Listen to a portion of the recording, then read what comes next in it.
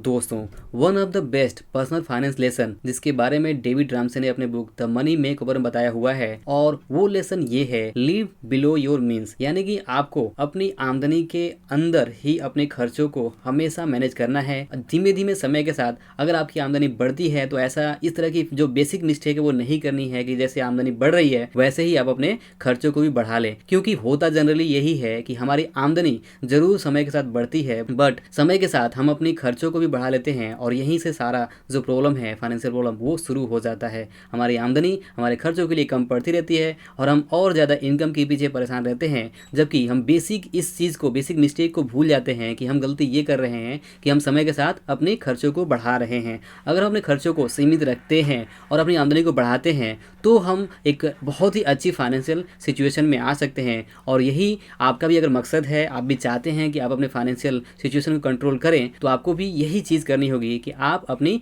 आमदनी को बढ़ाएं लेकिन अपने खर्चों को जितना हो सके सीमित रखें। किसी तरह के फोमो में ना आए, आप ये ना सोचें कि कोई और क्या कर रहा है तो वो चीज़ आप भी करें, और वहाँ पे आप अपनी ज़रूरतों को समझें, अपने नीड्स के ऊपर फोकस करें। और अगर आप इस चीज़ पे फोकस रखते हैं, नीड्स पे फोकस करते हैं, तो आप बेहतर कंट्रोल यहाँ पे कर पाएंगे और इस पर्सनल फाइनेंस का बेहतर लाभ ले पाएंगे। तो ये बेसिक लेसन बहुत ही ज़्यादा सिंपल है, जिसमें यही कहा गया है कि आपकी आमदनी चाहे जितनी भी ज़्यादा हो, आपको अपने खर्चों को सीमित रखना है। तो आप आज अपनी आमदनी को और अपने खर्चों को एक बार देखिए कि कितना आपके बीच से, आपकी आमदनी और अपने खर्च के बीच में गैप है, और वो गैप को समझते हुए आप ये देख सकते हैं कि क्या ये जो गैप है वो कितना है, 1-2 है या 1-3 है या 1-4 है। यानी कि अगर आपको ये दिख रहा है कि आपका जो इनकम है, जो खर्च है, वो बराबर है, तो भी आप एक ठीक कंडीशन में कहे जाएंगे। अदरवाइज यहाँ पे 80% लोगों की जो सिचुएशन है वो कुछ इस तरह से है कि वहाँ पे उनकी आमदनी कम है लेकिन जो खर्च है वो 1 से ज़्यादा है। अगर आमदनी 1 है तो 1 से ज़्यादा ही खर्चे हो रहे हैं।